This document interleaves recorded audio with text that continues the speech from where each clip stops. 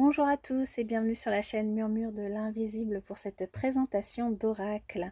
Alors je vous invite à vous abonner, liker, partager, commenter, ça permet de soutenir mon travail et de soutenir la chaîne et je vous en remercie par avance. Et puis on y go.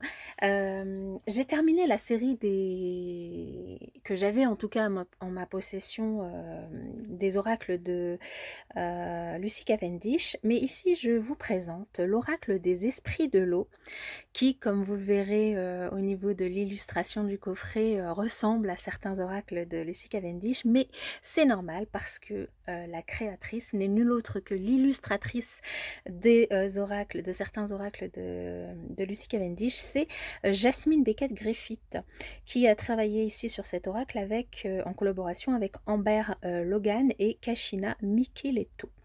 Voilà, c'est pour ça qu'on retrouve sa patte à Jasmine Beckett Griffith d'illustratrice avec ses petites poupées. Alors, dans cet oracle, que retrouvons-nous? Dans une goutte d'eau se trouvent tous les secrets de tous les océans. Dans un aspect de vous se trouvent tous les aspects de l'existence. C'est une citation de Khalil Gibran. L'eau, symbole de l'équilibre intérieur, est associée aux émotions et à la sensibilité essentielle à la vie de notre corps et de notre planète. Elle demeure mystérieuse, envoûtante et infiniment inspirante. Cet oracle magnifiquement illustré de 44 cartes issues de symbolismes des cultures du monde vous offre un outil puissant d'autoréflexion et de divination. Les fées de l'eau, les sirènes, les elfes ou les nymphes vous aideront à sonder les profondeurs des océans pour puiser en leur sagesse et bénéficier ainsi de leurs conseils précieux. Jasmine Beckett Griffith, artiste mondialement reconnue notamment pour ses sublimes illustrations des oracles de Lucy Cavendish, l'oracle des êtres d'ombre et de lumière, l'oracle des métamorphes, l'oracle des fées, l'oracle des dragons protecteurs et l'oracle des sirènes. Elle a collaboré avec ses deux sœurs, Amber Logan et Kashina Micheletto, pour la réalisation du livre explicatif. Vous le retrouvez du coup aux éditions Exergue. Enfin, le coffret. Alors, dans le coffret qui est du coup sur un format identique à ceux de Lucy Cavendish.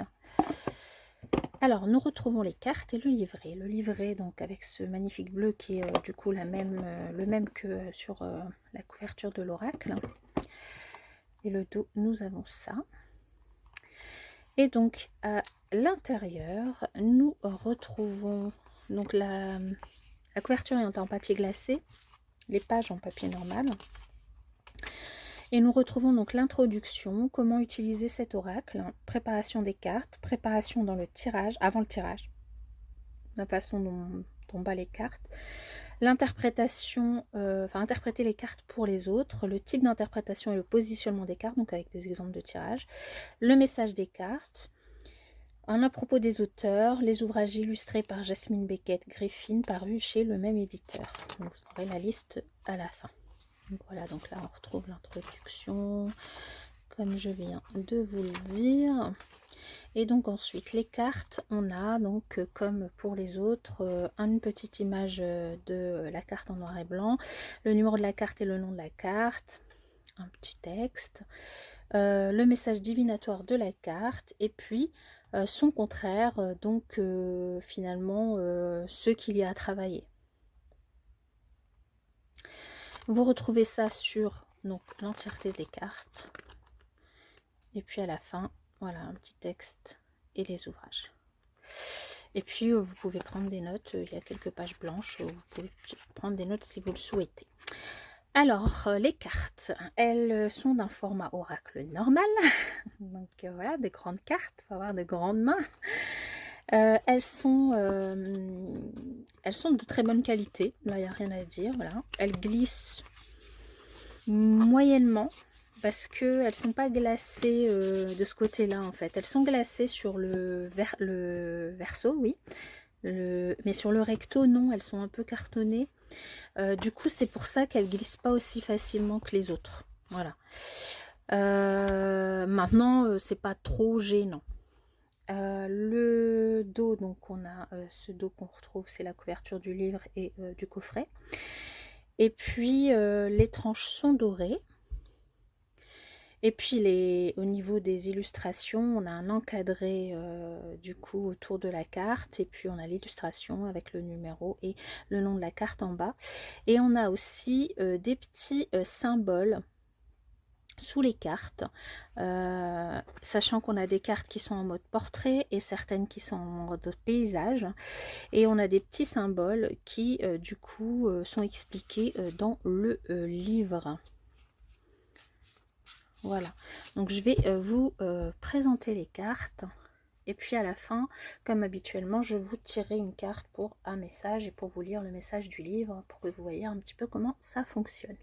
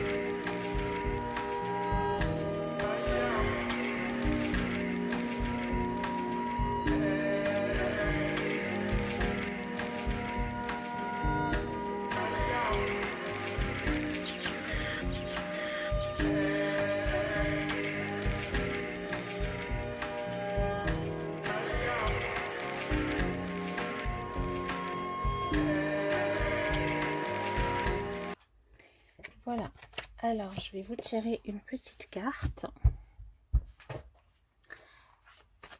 Alors, quel message pourrait passer cette vidéo? Quel message pour les personnes qui regardent ça? Ben voilà. Et ce sera la numéro 15 avec le microcosmos, le paysage marin.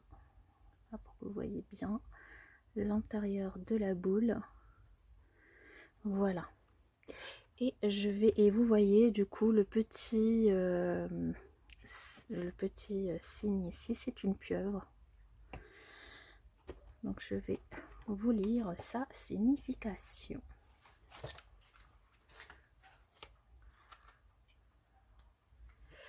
Alors, la tempête du siècle se profile sur le quai. En mer, le navire est secoué, des nuages nimbus sombres et mornes forment un linceul dur et lourd. Oh, quelle tourmente ébranle les vagues, des hommes menaçants aux sépultures précoces. Mais je peux observer sans crainte et savoir que cette scène ne constitue pas de danger pour moi. Une jeune fille aux grands yeux et aux cheveux tressés de lierre tient dans ses bras un globe de verre qui renferme un paysage marin miniature complet avec ses voiliers.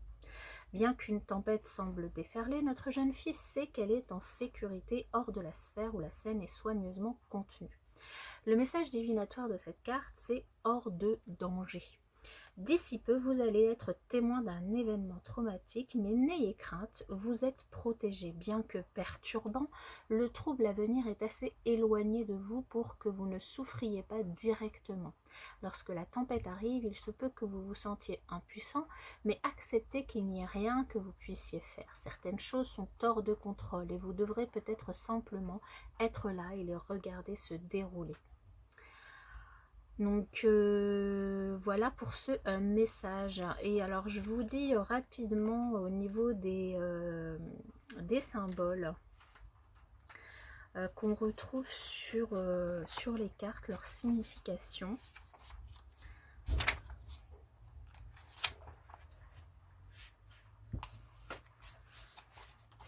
Alors, où est-ce que c'était indiqué ?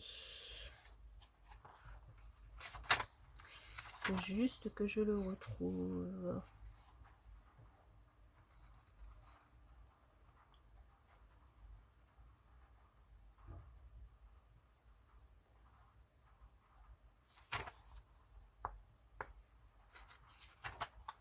Je sais pas, j'arrive pas à le retrouver.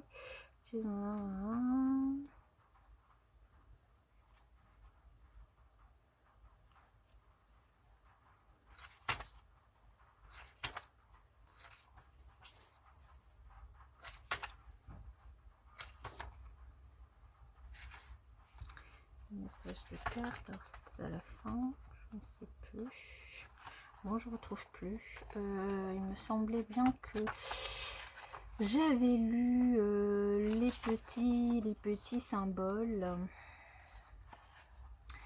La terre, l'air et le feu est considéré comme l'un des 4 éléments, tout à fait, voilà. En astrologie occidentale, l'eau est la force qui domine les personnalités des signes poisson, cancer et scorpion. Elle est associée aux émotions et à la sensibilité, et elle est le symbole du nettoyage et de l'équilibre intérieur. Quelles que soient les données que nous apporte la science concernant les innombrables propriétés de l'eau, elle demeure mystérieuse, envoûtante et infiniment inspirante.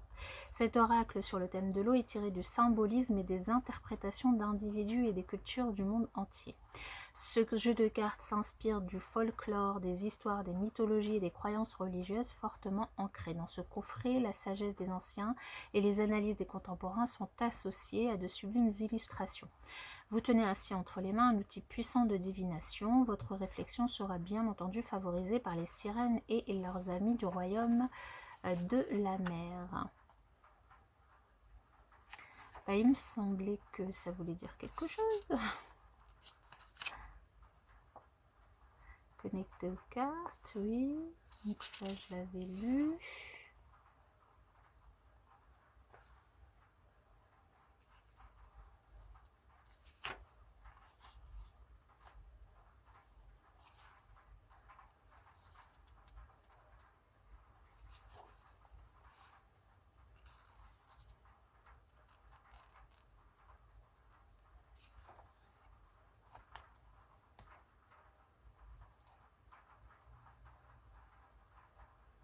Voilà. Alors, en fait, ici, on nous indique que c'est lorsque vous voulez faire une interprétation générale. Si votre situation est trop vague pour lui attribuer une question, vous pouvez essayer cette interprétation avec la mémorisation. Battez les cartes comme vous l'auriez fait pour toute interprétation, bien que cette fois-ci le sens des cartes ne soit pas important.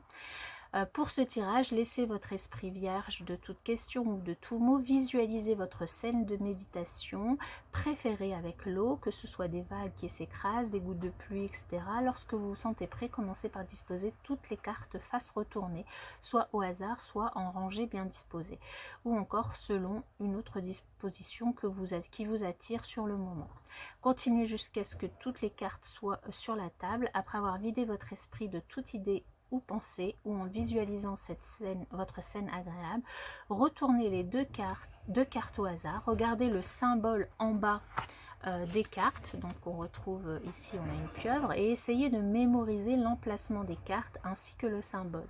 Retournez ensuite les cartes, retournez-en deux autres au hasard en prenant mentalement note de leur symbole et de leur emplacement sur la table. Essayez de retourner les paires de symboles, à savoir les deux étoiles bleues, les deux lunes noires, etc. Au fur et à mesure que vous retrouvez les paires, sélectionnez-les et mettez-les de côté, bien que le but soit de rassembler les symboles identiques. Faites également attention aux paires de cartes dont vous vous souvenez facilement, ainsi que les premières paires retrouvées. Prenez également note des paires qui sont les plus difficiles à mémoriser. J'aime méditer sur les dernières paires, à savoir les deux dernières cartes qui restent sur la table. Interprétez le message de ces cartes et laissez votre esprit errer librement. Laissez les cartes souligner une épreuve à laquelle vous faites face ou les difficultés que vous n'avez même pas aperçues. Laissez les cartes guider vos pensées vers une zone qui nécessite votre attention. Il peut être utile de répéter l'exercice de mémorisation plus qu'une fois ou d'enchaîner un exercice de mémorisation avec une interprétation ciblée sur la base de ce qui est révélé au cours de l'exercice.